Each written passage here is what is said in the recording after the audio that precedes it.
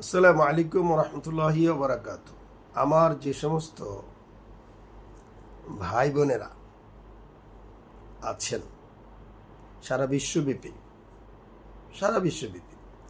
বাংলাভাষী হন বা অবাংলা হন, আরবি হন, আজামি হন, ইংরেজি হন, চাইনিজ হন, জাপানিজ হন, যে কোনো ভাষাভাষীর ভাই বোনেরা হন, আপনাদের মনের মধ্যে যদি প্রশ্ন থাকে যে